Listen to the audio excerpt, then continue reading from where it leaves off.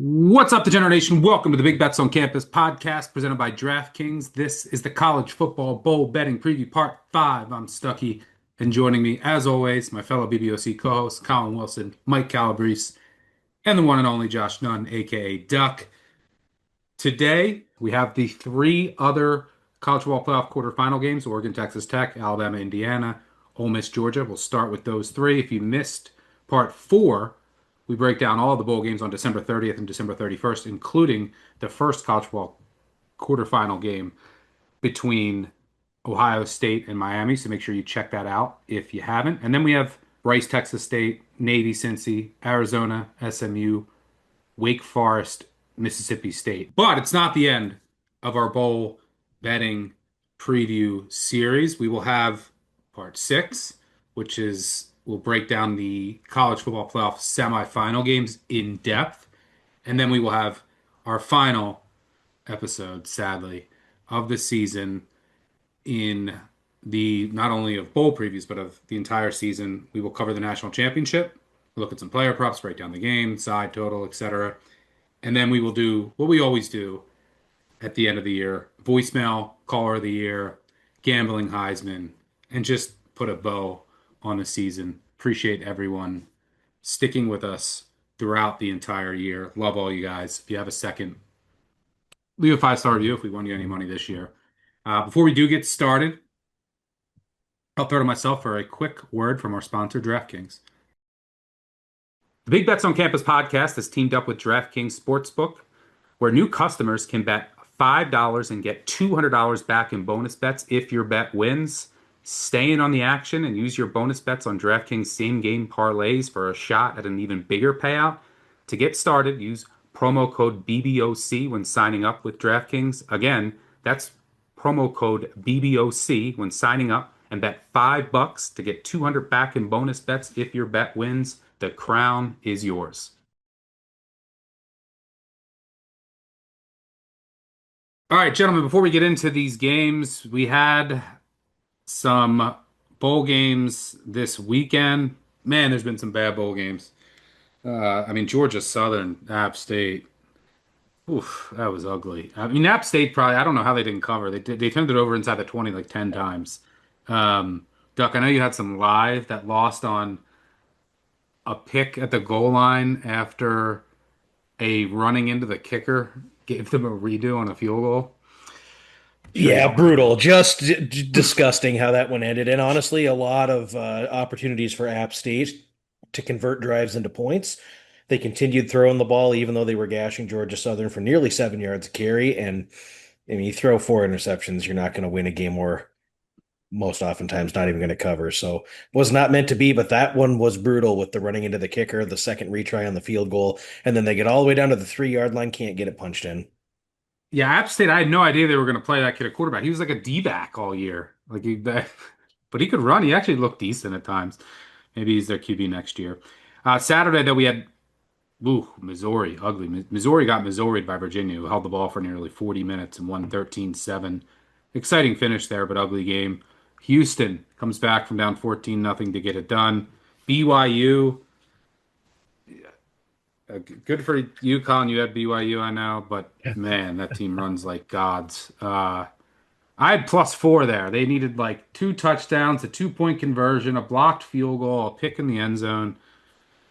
Man, that team is lucky. Let this be a lesson to you for next year. Just step on the dark side with these fraudulent teams like BYU and Virginia. Let it roll and see how it feels. It's kind of like taking a hit on 17 at the blackjack. You know you're not supposed to do it as a book. It's kind of felt pretty good this year. There's also that kick fumble, like with the guy and his foot came in the air and kicked the fumble. I mean, give me a break. I will say San Diego State, although I would have won all of the money if that landed 6 or 7. And why did Sean Lewis not kick a field goal with like 30? I know it wouldn't have helped everyone, so I'm happy that it helped everyone. But like, what are you gonna do if you score with no time left? So the clock management was awful. But what a thrilling cover. Stuffed at the one twice, and then sneak it in as basically as time expires to lose by 2. That was an unbelievable game. Bird Emmanuel, by the way, was going to run for 400 yards if he didn't get hurt. Yeah, he had like seven. He had 170 carries midway through, 170 yards midway through the second quarter. But shout out to San Diego State, who never stopped fighting in that game, even with a third string quarterback, Crum, who had to come in. I thought we were toast, but down Shout out to the four 42-20. people. Shout out to the four people that were tweeting us in the first quarter saying it was the worst bet of the year. Boy, those tweets got deleted real fast. Yeah. Narduzzi flops again in a bowl. Pitt took a ton of money. ECU wins outright. Penn State, Clemson. Ugh, I never want to mention that game again. That was one of the ugliest games I've ever watched. And then Army gets it done against the UConn fourth string. Skylar Bell says, I'm playing. I'm going to convince everyone to play. He plays one series and says, peace. Cam Perry did the same for Miami, Ohio, they lost their tackle. They were without a tackle. They had to kick their guards out to tackles. It was a disaster. I felt bad for Snoop Dogg on the CW broadcast, kept wanting things to happen in that game. A very fitting end of the CW broadcast schedule with an 18-3 game. How many NIL contracts are being rewritten where you have to play more than a series? Yeah, I mean that frustrates me. Like if you're gonna play, play, or like I'm just gonna show. I'm gonna say I'm gonna play, and you just play one series and get out of here with that stuff. Shout to BYU and Georgia Tech. Most of those guys played. Looking at these, I mean, we have Coastal La Tech, a lot of opt-outs there. USC TCU littered with opt-outs. We broke these games down on part four. Tennessee Illinois littered with opt-outs. Iowa Vandy bowl game of the year. Looks like everyone's going to play except Stowers, the stud tight end, Mackey Award winner. I love Iowa there. Colin, I know you agree with me there. Yep. Arizona State Duke littered with opt-outs. Michigan, Texas, love Michigan. Seven or above. I talked about this last podcast. My favorite bet of part four. That number's going to keep it up. Michigan, they're basically the whole team's going to play. Texas has like a JV defense. Nebraska, Utah. I mean, you have the coaching littered with opt-outs. Uh, so then we broke down my Ohio State on part four. Let's get to part five. We'll start with the college football playoff quarterfinals on Thursday, January 1st, starting with the Orange Bowl, which will kick at noon Eastern on ESPN between Oregon and Texas Tech. Oregon is a 2.5 point favorite here. Total is at DraftKings down to 51 and a half. I think you can still find 52, 52 and a half out there if you search. I'll make Duck. I know that you're on the same page with me. What do you want? Do you want to take the first half under or the game under? What do you want to build a case for? I'll build a case for the other and build off of you. Well, I mean, I think we can really trust this Texas Tech defense, which has shown up nasty week after week after week to just be present and do the right things like they have all year. 39 sacks, 96 tackles from behind the line of scrimmage, first nationally in yards per rush given up, third in overall defensive success rate. These guys do not allow methodical drives. They don't allow a ton of explosivity. Nothing easy in the red zone either. 18 red zone scores, but only 13 touchdowns given up all season in the red zone. I would also expect Oregon's defense to show up in this one as well. These guys have been feisty all season, and they've played really well in big games. Think of the Penn State game, which was a major under trend before hitting the multiple overtimes. Iowa, Washington, honestly, even Indiana just had three explosive plays on these guys. So I would anticipate both defenses can handle the speed well from the opposing offenses. I think we'll see sound assignment football played here. Both these two teams should be really well prepared for this one. If you look at Oregon in the red zone offensively, a little bit left to be desired here. 46 scores out of 53 red zone trips, but only 36 touchdowns. It's far from elite. They've been very good, but not necessarily elite. And now you got to line up against this Texas Tech defense to try to get into the red zone. And then once you do, they make it just absolute hell on you. So could see some field goals kicked in this one, which would keep the scoring a little bit low. I think we're good either way. I like the first half under. I like the full game under. 52 and a half key number, 51 and a half still okay. But yeah, And then I think this one's a slow. above 24 in the first half. Obviously, Yeah. was what you want to hunt there, which is out there now. Um, I agree with you. I I will be on both. I've already hit the full game under. We'll be adding first half under here. I mean, I do trust the Texas Tech defense. The one question I have is like their corners. They haven't really faced any like many elite receivers in Big 12 play. Like they faced Jordan Tyson, who had like he went off. I think he had 10 catches for 100 yards. But I mean, I trust this defense. They can get pressure. Their third down defense is excellent. Their linebackers, their defensive line is like a top three team in the country defensive line. I mean, this is not your typical Big 12 defense. The best money can And buy. yes, the best that money can buy. And I mean, the one thing that I don't like about it is that, Texas Tech does play with tempo. However, I'm not sure that they're going to play. Maybe they'd slow it down a bit here, right? Especially early on, trying to feel out this game. So I could see them playing a little bit slower.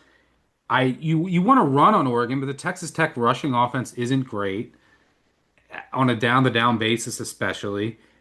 And Morton's not 100%. I mean, he said he was at 70% for the BYU game. He said he's at like 80, 85% now. So he's not at 100%. And it's not a true air raid offense, but it has air raid principles, which are based on timing. And we've seen these leech offenses in the past. Whenever there's a long break, they usually have a rough start, right? And it's out of rhythm and they're out of timing. And this is the first, I mean, Texas Tech hasn't faced a top 10 offense, excuse me, a top 10 defense all year. You could argue that BYU and Utah are borderline, but even in those games, let's see. The score at the half against you, they played Utah and BYU three times combined. 10-3, 13-0, 13-7. Those are also the best offenses they faced, and they completely shut down BYU both times and Utah. So, yeah, I think, and this Oregon offense, look, everyone's going to be like, oh, look what they did to JMU. But when they played like real P4 elite defenses, it looked pretty pedestrian. I mean, look at what Penn State did to them, what Indiana did to them, Iowa. So they didn't score more than 10 points in any of those first halves, even against Wisconsin, who had a really good defense. I know there was some weather mixed in there, but uh, yeah, I think this is an under type of game, so I'm going low as well. Calabrese, you're on board. Oh, I'm 100% on board. I mean, you guys basically covered every stat, but I'd like to also throw in when it comes to the Texas Tech offense finishing drives, 97th in touchdown rate in the red zone. And that's really the only big, mark against this Oregon defense. They haven't been great at preventing touchdowns once teams get inside of their 20. But I think that's the difference here between this game even flirting with the over. It's the fact that they've really struggled. And when you have a sample size as big as an entire year, they never truly got it figured out. And in a lot of cases, they weren't playing against great defenses in the Big 12. The other But the piece run after game's not half, great, and then it's like an air raid type offense, which they tend to struggle in red zone. yeah, no, absolutely. And if you want to get in on a live under as well, consider this. Texas Tech's defensive coordinator, Sheil Wood, has made countless adjustments at halftime, and the Red Raiders have shut teams down in the second half, just allowing 6.6 points per game in the final 30 minutes, which was sixth best in FBS football this year. Red Raiders, I mean, I understand that it was a limited sample size. You mentioned those games against the teams from the state of Utah. Those were the three matchups against top 25 offenses. They held those opponents to 8 points per game. So really, I think this is kind of the recency bias of Oregon getting whatever they wanted against James Madison. People are higher on Dante Moore. I think a lot of casual money comes in during the college football playoff. They look at mock drafts. Oh, Dante Moore is going in the top 10. Against good defenses, I thought he was just a jag, just another guy. So I think that's going to be the situation here against Texas Tech. I think this is going to be a rock fight. I think there's going to be some nerves as well on the Texas Tech side early in the first quarter. So any kind of way that you want to build some unders, first quarter, first half, full game, I think that's the way to go. Yeah, Colin, you like a side here. You're rolling with the Yeah. Ducks. I'm gonna roll with Oregon. I think if you can get a money line minus 130, minus 135, that's as high as I would go. You're not going to see me put it into the app because I already have an 18 to 1 future on Oregon, and I'm just going to let it roll through this game without any kind of hedge whatsoever. You're going to get a more and to back you guys up with what you're saying, you're going to get a more spirited effort out of the Oregon defense, and the reason is because Tosh Lapoy came out and changed the structure of the defense and wanted it to resemble what Ohio State did last year in the playoff. Presumably, they needed a roamer like Caleb Downs was last year, and they picked Dylan Thieneman to be that last. Well, it was terrible against James Madison. 28 points were allowed in the second half. Tosh Lapoy comes out and says, I'm kind of happy with those results because it should have us fired up for the quarterfinal. I expect much better against the Texas Tech offense when we get to the quarterfinals. He had no problems with how sloppy the defense was against James Madison. terrible in red zone D. I mean, I think the big narrative around Oregon is that they're not good in red zone D and they're not good in defensive finishing drives. But there's only been 30 attempts this year against that defense in the red zone, and that is the ninth lowest rate. So it's really hard to say that Oregon's terrible in the red zone. There just really hasn't been a lot of data points. They've allowed 21 of 30 scores. So we'll see how that works out. But there's just a lot of little things that point to Oregon winning this game. There's special teams, there's penalties. There's all kinds of things that fall in favor of Oregon here, but more importantly, I just don't like the Texas Tech offensive line that's required Cameron Dickey and Jacoby Williams to create all the highlight yards this year. They are terrible in line yards, 96, which means their running backs have to do all of the work. And that's how you kind of want to attack Oregon, I think. Like the best way is you want to have a good offensive line that can get a push and run on them. Yeah, yeah. And the other problem with them is not just the fact that the offensive line has not been able to control trenches at all this year, but it's also the fact that Texas Tech has stunk in the red zone. And Joey McGuire called for it at the end of the season, the Big 12 play. And all of a sudden they scored on like every red zone attempt through their final two games. But what happened against BYU in the Big 12 championship game? 5 trips to the red zone and 1 touchdown. Like if they play decent enough competition. I mean, BYU had a decent defense, not like Oregon. They just haven't been able to score in the red zone whatsoever. So, Oregon only allows 2.3 red zone trips per game. Texas Tech's outside the top 25 in creating methodical drives. You're not going to have explosives. You're not going to create methodicals.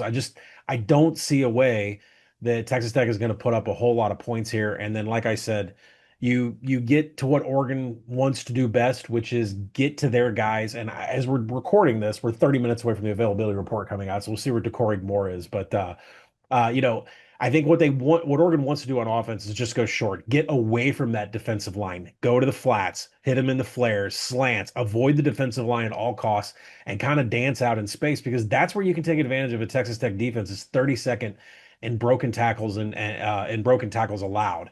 That number is different for Oregon. They're top 5 in the nation. So I don't expect these highlight yards that we're getting out of Williams and Dickey to happen against Oregon, as to where I think some of Oregon's playmakers are going to be able to create space in space. What am I trying to say?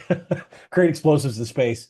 And that to me is the biggest thing. But anyways, yeah, tackling, middle eight, penalties, special teams from a data standpoint, they all fall on the Oregon side. It's kind of like death by 1,000 little paper cuts here that I think Oregon beats Texas Tech.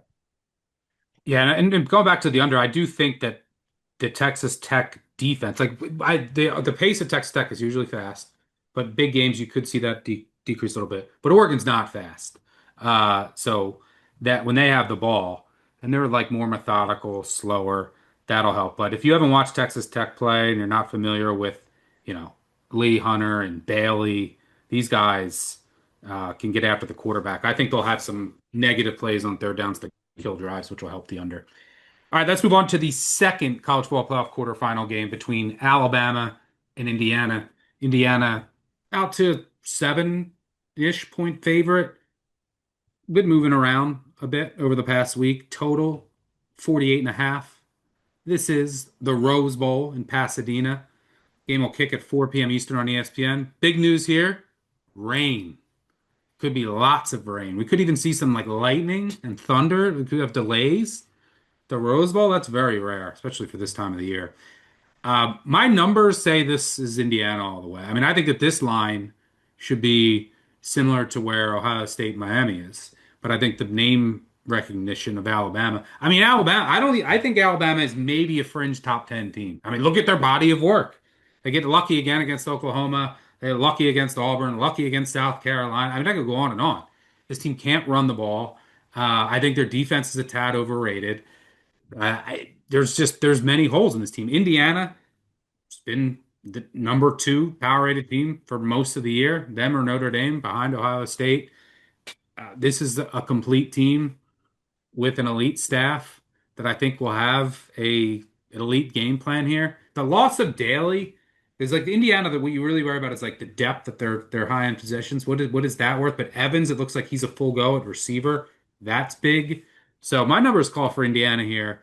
I will be on the Hoosiers in some fashion. And don't forget, Alabama got extremely lucky against Oklahoma, even though they were a huge mismatch on special teams. Alabama's special teams are bad as well. You just can't be this one-dimensional team, I think, against Indiana, who has extra time to prepare and expect to have success. So, yeah, I mean, Alabama, look, they have a lot of talent. Maybe you can hit some pass explosives, and uh, Indiana's not used to being in this role like a big favorite in the college football playoff. But I think this team is different. I think the Hoosiers get it done.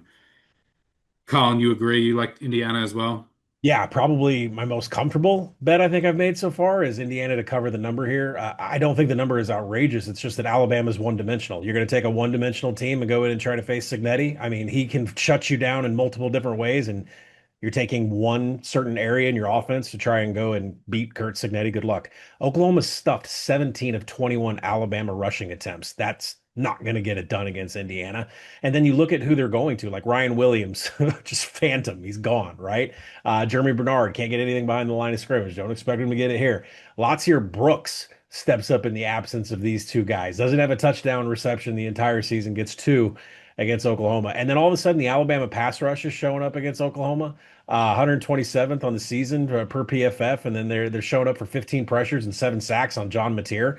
I I mean, don't but know. Oklahoma has a pitiful offensive line. Indiana has an elite offensive line, so I don't expect to see much pressure here. And I would expect people showing up to the window are, just browsing that game and thinking Alabama's defense is back. I don't think so.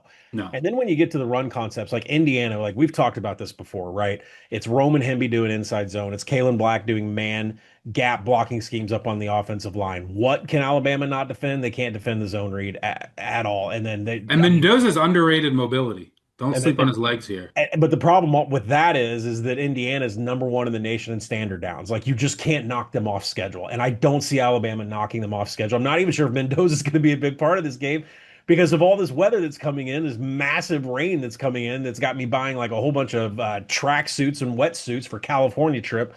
I don't see any way that Alabama is able to keep up with Roman Hemby and Kalen Black getting to the second level. More importantly, because Alabama is 113th in broken tackles allowed.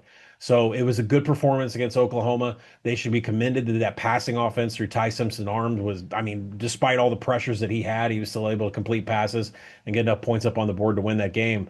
But I mean, there's just no way. I mean, by the way, Mendoza dominates cover three and cover two, which is what Womack ran primarily against Oklahoma. So, I mean, this is number one havoc-minded defense in the nation with the Hoosiers, and you're going to give them a slop fest of a field and rain with a rushing attack against Alabama team that can't run the ball.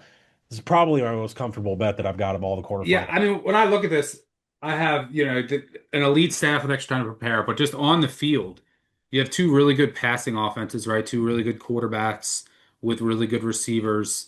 But one of these teams has a rushing attack, one doesn't.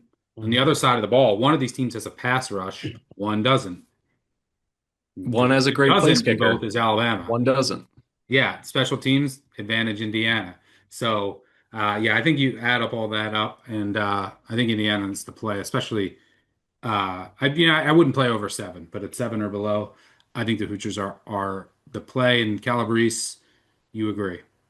Yeah, I'm on the Hoosiers here for much of the week. They were laying 6.5, and the last time the number one team in the country played a team ranked ninth or lower, or if further back in the AP rankings in a bowl game, and they were favored by less than a touchdown, it was the Sugar Bowl in 1962. That's how long it's been, and I really think that it's just a laundry game. I think if you flipped, who was wearing the Alabama, numbers on their helmet and the crimson and flipping it over, this would be closer to 10. I think this is just the public refusing to budge on Indiana and giving them their flowers. And by the way, who played in 1962? Spoiler alert for you, Colin. It was Alabama against Arkansas. Alabama did cover that game. They won 10-3 over Frank Broyles. It was Bear Bryant's first national championship. I think Cignetti's the next superstar coach in this sport. I think people are just slow to adapt to it. And when you dig into this matchup, all of the stats, everything just points to the consistency of being elite, being on the Indiana side, and Alabama.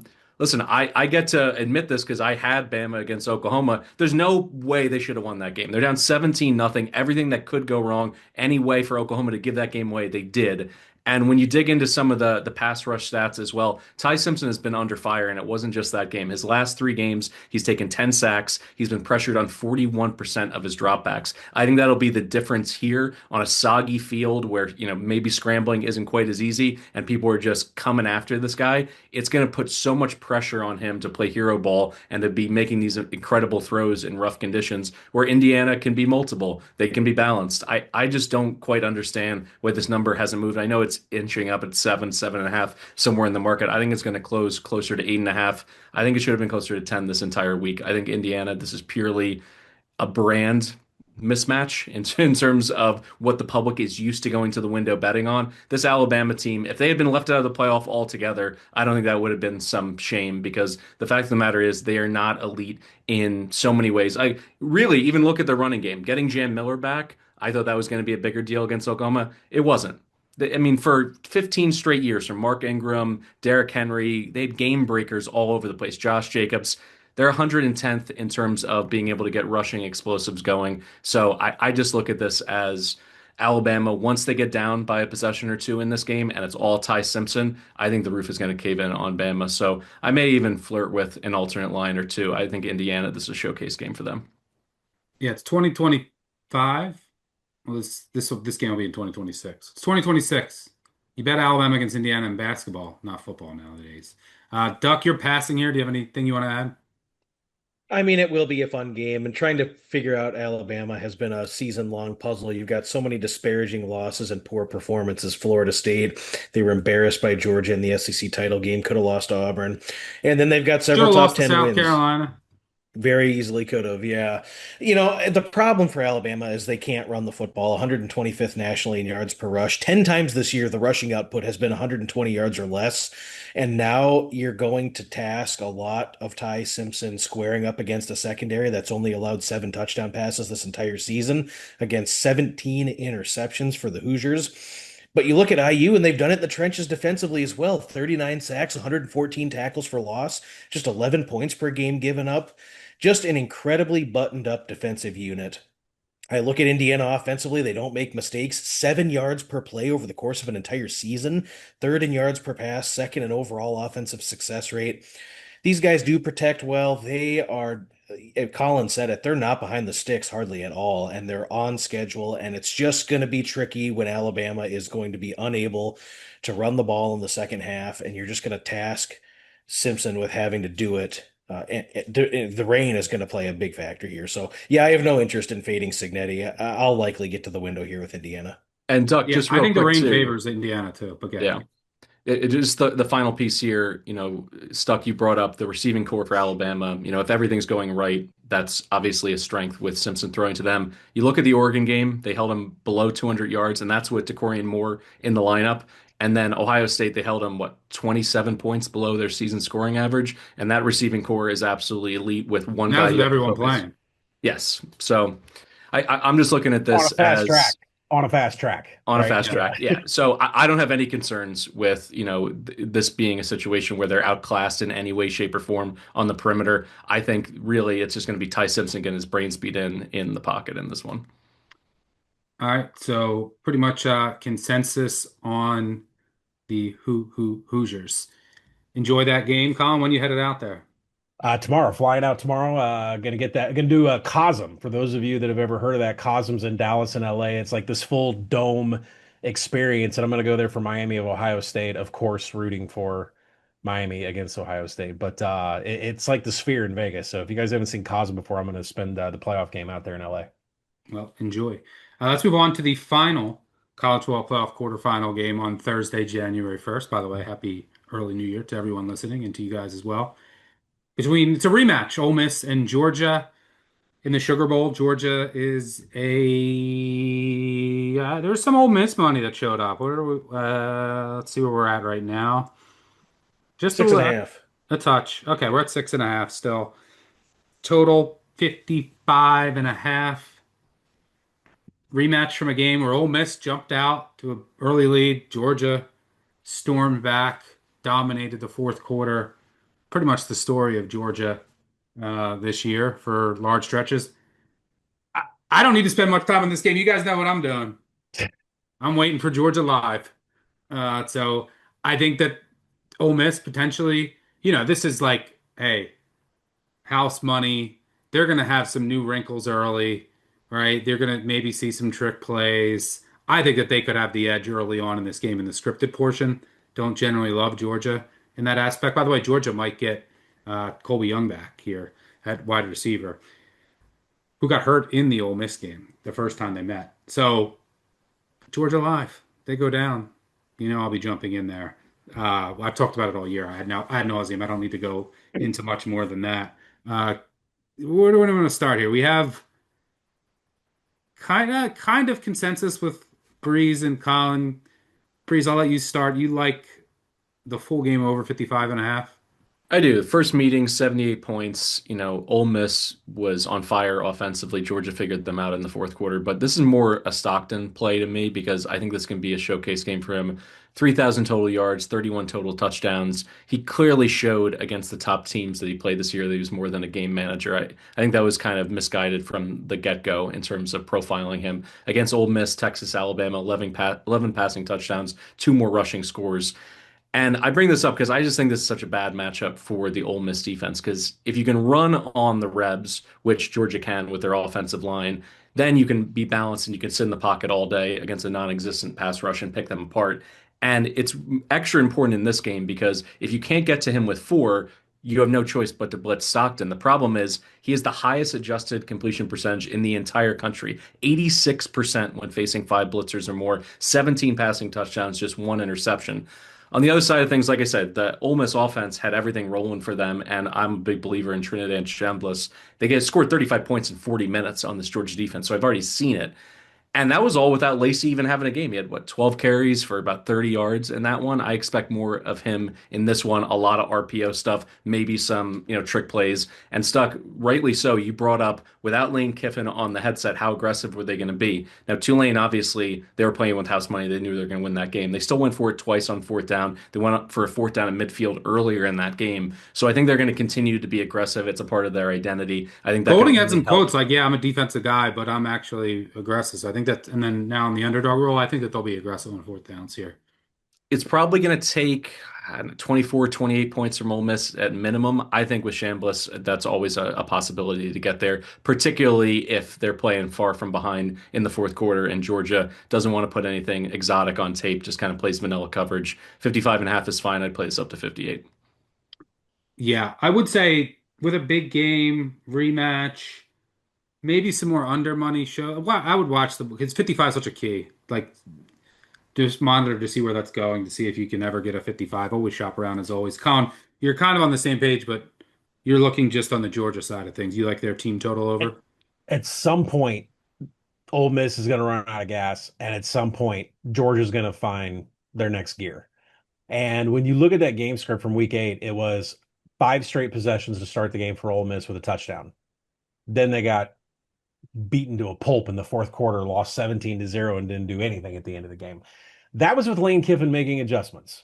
Well, he's not there to make adjustments, and I'm not sure Charlie Weiss Jr. could get him to 5 possessions and 5 touchdowns, maybe 2 or 3 in a row to start the game.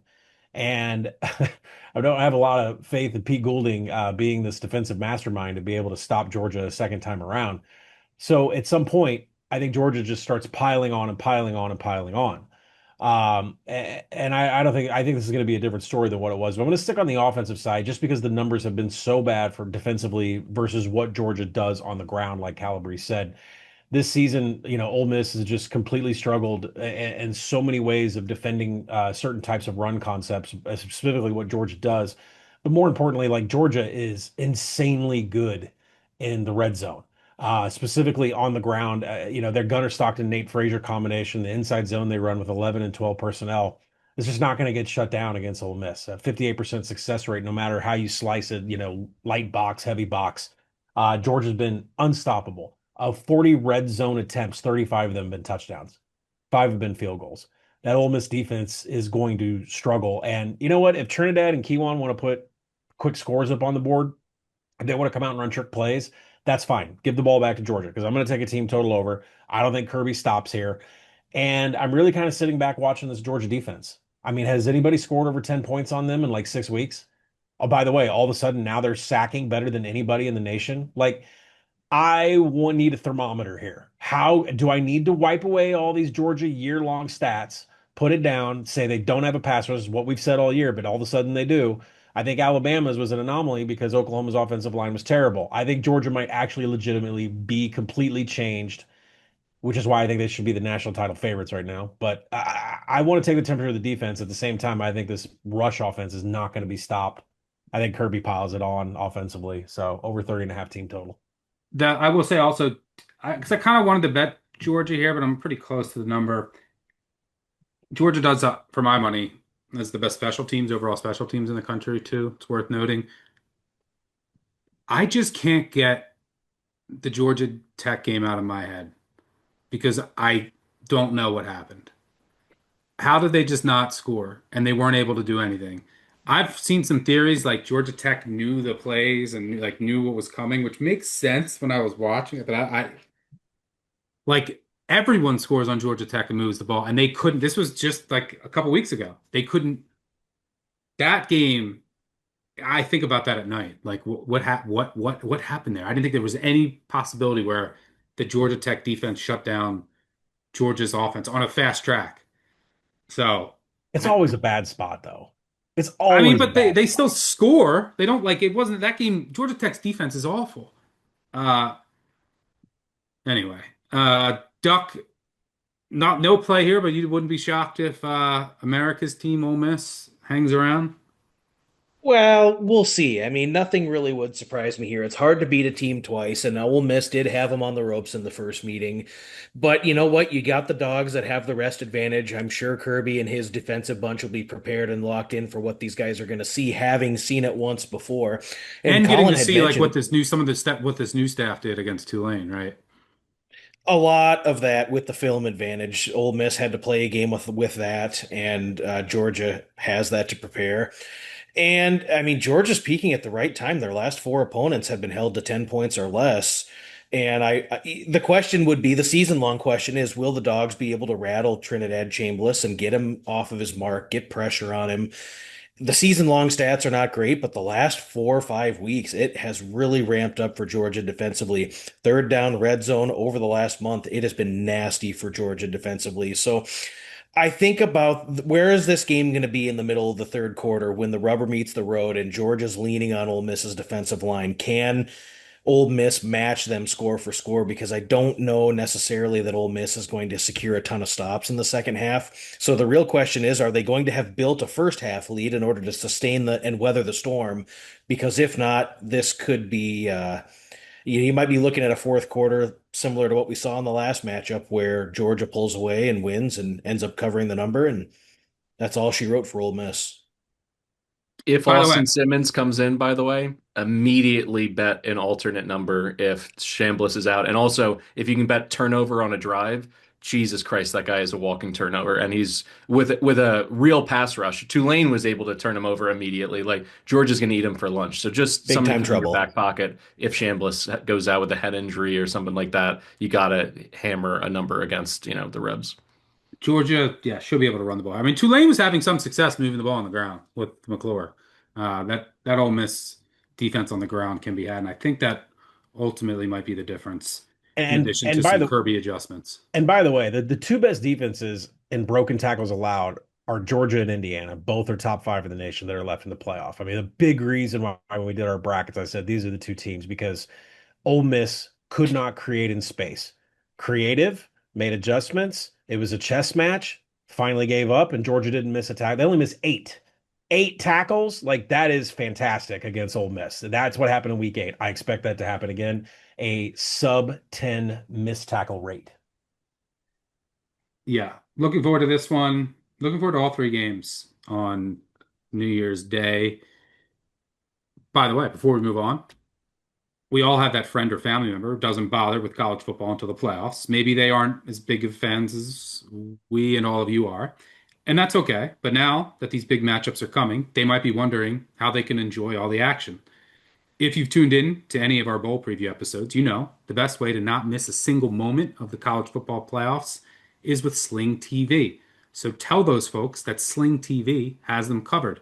With Sling TV, you can take full control with flexible package options of 1, 3, and 7-day passes for access to 30 plus live channels, which includes ESPN and TNT. So you're covered for the Orange Bowl, the Rose Bowl, the Cotton Bowl, and more. So tell that friend or family member about Sling TV, and let's put together an all-day parlay from these upcoming 3 college football playoff quarterfinal games on Thursday. I will start.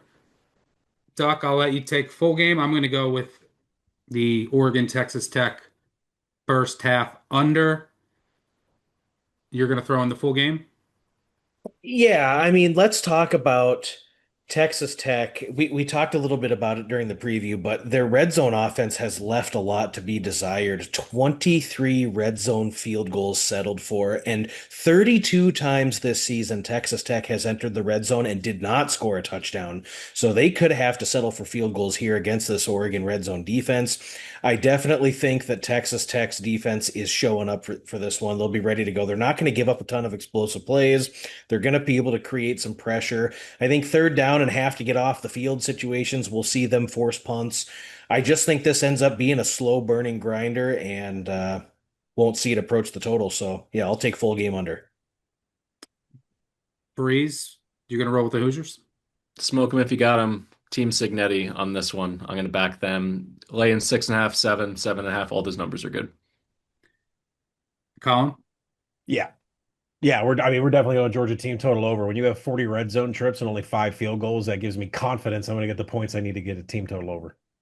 All right, that pays somewhere around plus 730, plus 740 at DraftKings. Oregon, Texas Tech, first half and full game under. Georgia team total over, and lay the 7 with Indiana. With so many great games in the coming days, Sling TV is your solution to instant access to live TV starting as low as $4.99. There isn't a better time to acquaint yourself with 1, 3, and 7-day passes from Sling TV. Offer applies to Orange one-day pass. Restrictions apply. Make sure you check out Sling TV. All right, let's get to the 4 other bowl games on January 2nd. Rice, Texas State in the Armed Forces Bowl, Friday, January 2nd, 1 p.m. Eastern on ESPN. Texas State's out to a 14.5-point favorite, total 57.5. I mean, it's getting bad when the Rice quarterback is opting out. So Jenkins is not going to play, and you've seen the number. This is a game that Rice was like tapped, asked if they want to play, and then their quarterback opts out. Unbelievable. So the problem for Rice is, so I think Patrick Creighton will probably start at quarterback. They run like an option-esque type of offense. One of their leading receivers is in the transfer portal. One of their backs, they had a corner kicked off the team. The same guy for Michigan State who hit someone with a helmet in the Michigan game. He transferred to Rice. Now he's kicked off the team. Texas State, pretty clean. The biggest concern I have here, Rice gives up a ton of explosives, and Texas State's offense is a walking explosive. So this could get ugly quick with Rice having their backup quarterback. And I mean, the Texas State defense is so bad. So, like, do I really want to run to lay 14.5? Maybe. If Texas State cares here and is locked in, they could put up a big number. I mean, Texas State was one of the most unluckiest teams, one of the most unlucky teams in the country this year. I mean, they lost countless games in overtime by 3, blown leads. They were really one of the better Sun Belt teams. Duck, you're going to lay it here with the Bobs? Yeah, I am. And you look at Rice down to a third string quarterback, Chase Jenkins, and also Drew Devier not going to go after entering the portal. I look at Texas State. They were really able to rally the troops and win their last 3 to get into a bowl game. Rice backs their way in after several teams choose to opt out. So you got a 5-7 team that didn't really expect to be there. I think this is a bad matchup for Rice. Outside of the fact that these guys surrendered 50 points back to back in their last two games of the season, they were not good away from home and they give up so much explosiveness. So Texas many. State can score 2-3 play drives, should be a lot of firepower from the Bobs here. And it's really hard to imagine Rice being able to play keep away for too long here. You see the game plan play out for Rice week after week after week, where they want to outpossess, they want to run the ball 3.5, 4 yards per carry at a time. They don't want to throw it, and then they get down a couple scores, and And that then it's game plan over. kind of gets scrapped. Yeah, and then you see quick 3-and-outs. And we saw it against Memphis. We saw it against USF. We just saw it time and time and time again. Even North Texas, when they got out to that big lead and they couldn't sustain drives, you're doing 3, 4 play drives and you're punting right back to them on short fields. I don't think Rice in the secondary will be able to cover these receivers here. The Owls were 135th nationally in allowing explosive plays and really, really bad against the pass here. Rice, the only team in the country that did not force a red zone stop this season. 37 attempts, 37 scores against them, with 28 of those Wow. being touchdowns. Doesn't even factor the explosive drives where they never had to snap the ball in the red zone. I look at the This is the last thing I'll say. I look at the Rice defensive front. They had 22 sacks this season, but 14 of those sacks came in the first 3 weeks. And then they had 5 more against UAB. These guys went long stretches of the season where they could not get pressure. They're not going to get pressure here against Brad Jackson, a very underrated dual threat quarterback. 18 passing touchdowns, 16 rushing touchdowns. We saw this bowl game play out in 2023, 45-21. I think it'll be a similar song and dance here. I'm laying it with the Bobs. Breeze, you're on board. Anything you want to add? Yeah, this quarterback, Patrick Creighton Jr., he played 34 plays this year for Rice. He accounted for 3 passing yards and negative 22 rushing yards. Maybe he'll have himself a college career, get some seasoning, be put in the right position, but that's impressive to be on the field and have negative yardage with that many plays. And Texas State, their calling card in past seasons where they give up explosive plays, but they create negative plays. And for much of the season, they couldn't. But they finally got that figured out in that late, winning streak to get to bowl eligibility. 21 tackles for loss in their final 3 games. And you mentioned it, the bad luck, going 6-6, but 3 losses by 3 points or less, and another one in overtime. And they had some of the worst fumble luck. They only recovered 1 fumble the entire season against this Rice team that I don't think they're going to be able to move the football in this one. I think if they get any good fortune, either +1 in the turnover game or even better, Texas State's going to win this one by 24, 28 points. I think this is going to be a runaway against a Rice defense that is just horrific.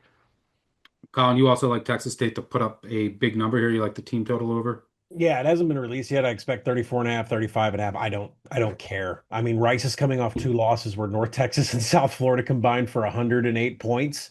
And then you elected to go to a bowl game against the Texas State offense. It's 12th in rush EPA. Lincoln Pear, 111 TDs, and then Brad Jackson, quarterback, 16 TDs on the ground, 34th in pass EPA. Rice is near dead last defensively against the rush explosives. They're 113th in defending pass explosives. Like what are we doing here, Owls? Like, why are we in a bowl? I mean, you are next to last in passing downs EPA allowed. This is gross. I mean, this is 50 burger. I don't know. There's all kinds of ways to play this, but I'm looking for a team total over on the Bobs.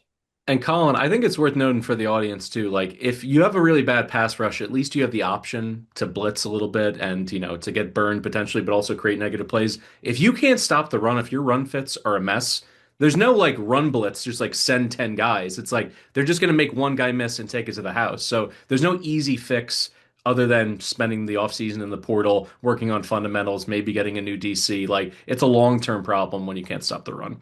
Very much. All right, let's move on to the Liberty Bowl. Friday, January 2nd, 3:30 Eastern on ESPN between Navy and Cincinnati.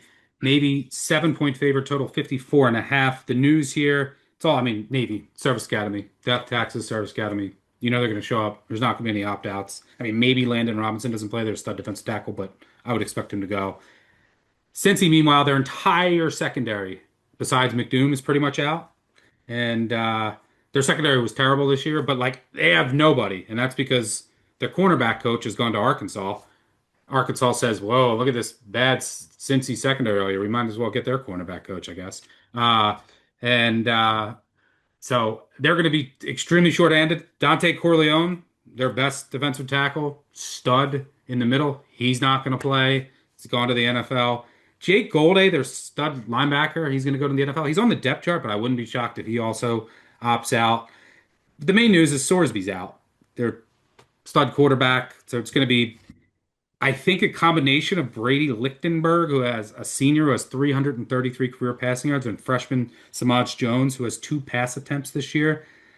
The rest of the offense, it does look like is going to suit up, including tight end Joe Royer, their offensive line, which I think most of which will return next year. But without Sorsby and this bad defense, and it's a Service Academy. Is there much more to say? I mean, the Service Academy's on a 19-3 against the spread run in bowl games. 73% against the spread since 2003 in bowl games. Yep. Incredible. 72 and a half, I think 72% since 1990. So, I mean, we say it every year. We don't have to go break it down too far. I mean, Service Academy to bowl. I like Navy. Breeze, you agree? Yep, I agree. I mean, the only time they were outclassed was against Notre Dame, consensusly top, power rated, top 5 in the whole country. And then their loss against North Texas, -3 in the turnover battle. They also had a pick in the end zone, a turnover on downs in Could North easily Texas. won that game. Yeah, so every other game, I mean, they beat Memphis, they beat South Florida, they beat Army. Like these are all good wins down the stretch. They're playing great football. And Cincinnati, I mean, they're not. I don't think they're going to get off the bus without probably their 5 best players at this point for a team that absolutely faded. At one point, they were what 5-0 in Big 12 play. They were certainly dreaming of the conference championship game, and then to just pee down their leg in the month of November, I don't think they're going to be all that motivated to have to play their most disciplined game of the entire season defensively against this millennial wing T. I think it's a disaster for the Bearcats. This is when you could have really used Corleone too. Like he would have been Yes, massive. game wrecker Also, in the middle. Yeah. yeah. Also, their starting defensive end Coleman, he also hit the portal, so they're going to be very depleted. Duck, is it as simple as Service Academy to bowl?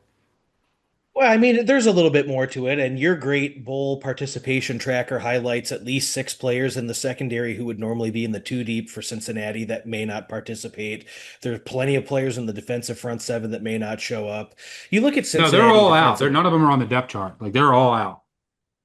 I mean, that's going to be a huge issue. And you look at the defense all season, they struggled with allowing explosive plays. We saw it rear its ugly head against Kansas and Iowa State early in the schedule, and it was such a problem during the 4-game losing streak to close out the regular season. 115th in explosive pass plays allowed, 122nd in havoc created. I would imagine Navy gets whatever they want here, running the triple option, using Teska in between the tackles and the dive. Heidenreich and Horvath will get theirs. But where Navy will really gouge these guys is in the play action pass. They'll lull these guys to sleep. I would expect at least 3 or 4 times where we see them take deep shots down the seam. They get their slot backs out into space better than about anybody. And Cincinnati's not going to be able to defend that. So you're going to see a ton of explosives from Navy. And when you look at the third and fourth quarter of this game, if Cincinnati's getting their ass kicked, who wants to really step in and fill the run lanes and tackle these guys for Navy? Cincinnati's not going to want to do it here. So I think pretty well a consensus. So I think Cincinnati's in big time trouble here. And then without their star quarterback, and like on top of all that, Colin, do you like a derivative here? Navy team total over? Yeah, and I think it's because of the unknown what's going to happen with the Cincinnati offense here. But what I do know is that the Cincinnati defense has been horrible all year, outside the top 115 and line yard stuff rate, pass rush, and havoc, right? And then that's with a healthy Godfather. And now he's not playing. Now they're missing all these pieces. So I know Navy's going to produce, and I know they're going to push, and I know they're going to score points. But here's my question. Are they going to score a little bit extra points with a little bit extra possessions because Cincinnati's offense is pretty fast? Their tempo is 24 seconds per play. Now you're going to have not Sorsby back there taking snaps. How quick is this 3 and out going to be? So Navy team total over for me because I see no resistance on that Cincinnati defensive side. Plus, if you're throwing garbage out there on the offensive side without Sorsby, how quickly is Navy going to get the ball back? This could snowball. Yep. Death, taxes, service academies, and bowls. Let's move on to the Holiday Bowl, Friday, January 2nd, 8 p.m. Eastern on Fox between Arizona and SMU. Arizona 2.5-point favorite, total 52.5. This is a top 5 bowl for me, excluding college football playoffs. We got a chance that both teams are going to care, and there's not a lot of opt-outs. Now, Brett Brennan, head coach of Arizona, did come out and said there might be some opt-outs, and I was like, and then he said, I will not announce opt-outs before the bowl game It's a personal decision for the players, and I don't want to give SMU an indication of who may be sitting out. So we're not going to know. I just hope that I think that most are going to play. I really hope that Stooks and Smith. Arizona's pass defense is elite. Stooks is an elite NFL future corner. I hope that he plays and Smith or safety plays. Because if they do, this is a great matchup for Arizona because SMU can't run the ball. Arizona is an elite pass defense. And I think if you had to tell me right now who's the most underrated team in the country, I think it might be Arizona. And this team's going to be excited to be here. Motivation, excited to be here after what they went through last year. They peaked at the end of the season. This team seems like they're excited to be here, assuming there's not a lot of opt-outs. Meanwhile, SMU was on the doorstep of going to much to the chagrin of Collin, of going to the ACC championship game and then going back to the College Football Playoff where they were last year and then lost to Cal. Now they're going to play in the Holiday Bowl. Are they fully locked in here for bowl practices? Not sure. Give me Arizona. Love the Wildcats. Colin, you agree? Yeah, 100% agree. 5 wins to end the season there. I mean, they were on fire in the month of November. And I think it's kind of funny, though. This is actually your favorite team from 2 years ago and your most hated team from last year. So I think that's why you're kind of excited about this bowl just from name recognition alone. Yeah. I think Kevin Jennings is in big trouble here. I mean, SMU can't create a methodical drive with him. They're 111th in creating quality drives. SMU relied on explosives to get into scoring territory, and it's just not going to happen against Arizona. They're 15th in defending pass explosives. SMU is 73rd in havoc allowed. I just picture Kevin Jennings handshaking at Penn State in the playoff last year. Like, I don't see a lot of good things happening for SMU on the offensive side of the ball because Arizona has been so good on defense. I hope their opt-outs don't come on that side of the ball, but it's one of those things where I'm going to have to wait until about 90 minutes before we see who's on the field. Plus, not to mention their secondary and their linebacker group. I mean, this is a Wildcat defense that was top 30 in creating a contested catch. I need to have that. I need the Arizona defense that created 19 interceptions, which was fifth best in the nation. So if I have that defense, this is Arizona all the way. Stooks and Smith, if you're listening, play. I want to watch you. The nation wants to watch you. Probably didn't get to see a lot of you. I mean, yeah, this Arizona team, I mean, they got so unlucky against BYU, of course. They lost in Brutal double overtime loss. Brutal. They had a There was that 57 fumble. post. Go ahead. I'm sorry, guys. There was that like fluke fumble that would have ended the game, and then they lost in double overtime. They were up double digits. Had an INT called back that would have ended it. Oh. Unbelievable. They had a 57% post game win expectancy against Houston. Lost that game too. Yeah, could have won that game at Houston. So I mean, this team could have been an 11-win team pretty easily. And they were peaking down the stretch. Duck, you're looking at the total here. You have a eye for the under possibly? I do, yeah. And this is a tricky one because we've got Brennan saying he's not going to announce who's going to participate and who's not going to. And this game is taking place on the day that the transfer portal opens up. So could be a little bit of goofy stuff that goes on here. I mean, SMU could have opt-outs too. There are guys that are potentially going pro that are big names, but so. If I were to bet on SMU here, I would want to know if the skill guys are playing. RJ Maryland, Hibner at tight end, Romello Brinson at receiver. I'd want to know if those guys are in here. SMU's been a bad bowl team over the last several years. These guys just haven't really found a way to show up in the postseason. They do have some guys that can play defensively, and I would assume that if once Arizona moves the ball into the red zone, there's a chance they could struggle at punching it in for 6. SMU's red zone defense was exquisite this year. 31 scores in 44 attempts against them, but only 17 of those were touchdowns. They did really well at creating red zone takeaways, getting stopped on downs, forcing you into mistakes or field goal attempts. So, the only other knock on Arizona is they did allow 30 sacks this season, and SMU has some dudes that can get after the quarterback. So if the sacks happen at the wrong time, maybe that creates punting situations, and you could call for a lower scoring game. That's what I would be more inclined to see here in this one. Breeze, nothing for you in this game. Anything you want to add? Brett Brennan, I loved you at San Jose State. You're doing a great job in the desert. You didn't come into an easy situation with Fish leaving for Washington, a lot of players transferring. Really, just give us the goddamn player availability report. You're not bigger than a minor bowl game, okay? These are exhibitions that are being basically floated by the gambling community. That's why anyone's watching these. eat shit. Just give us the goddamn list of who's going to play. Like, this isn't a national championship. This isn't gamesmanship. It's not a personal decision. Just let us know who's going to play, even if it's 12 hours before the game. Just let us know so we have some idea of what the product's going to look like on the field.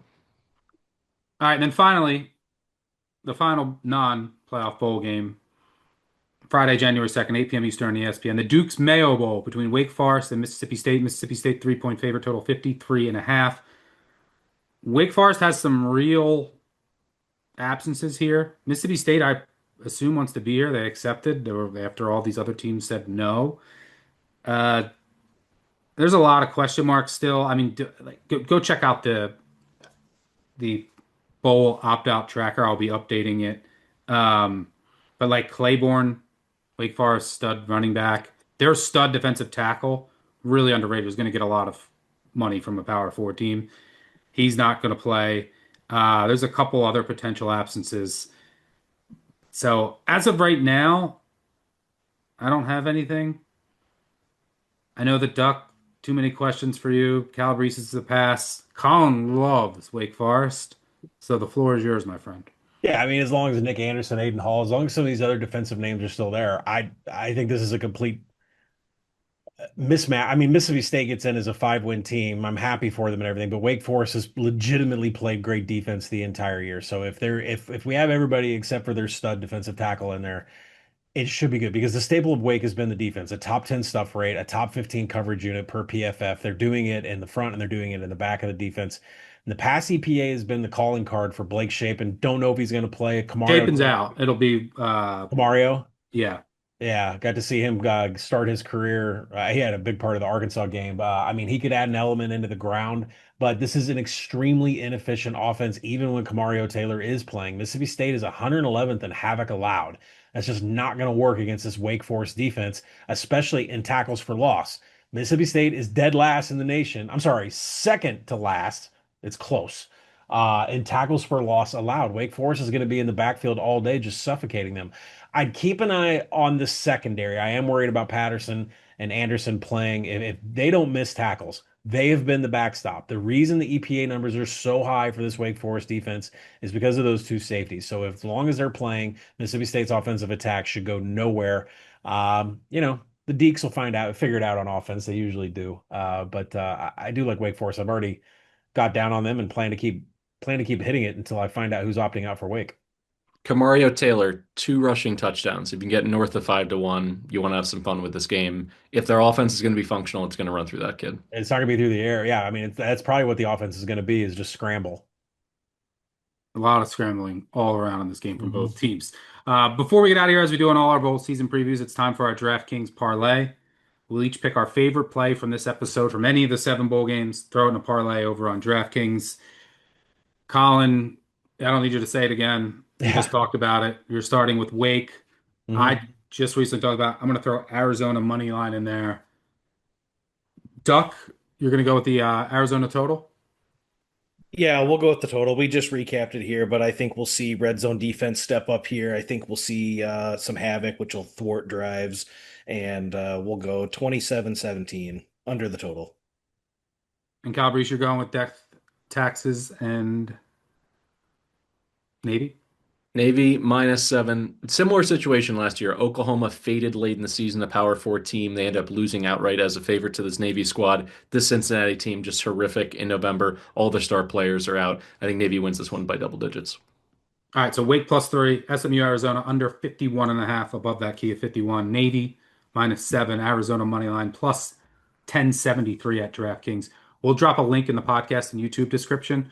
We'll also tweet it out. Go use that link to instantly add that bet to your bet slip at DraftKings, and let's get it home. The crown is yours.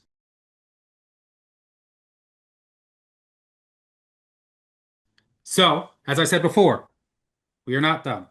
We'll be back with another BBOC live show, by the way, on Wednesday morning, talking about these games, some updated thoughts, and then we'll have part 6 for the college football semifinals on Tuesday night, January 6th.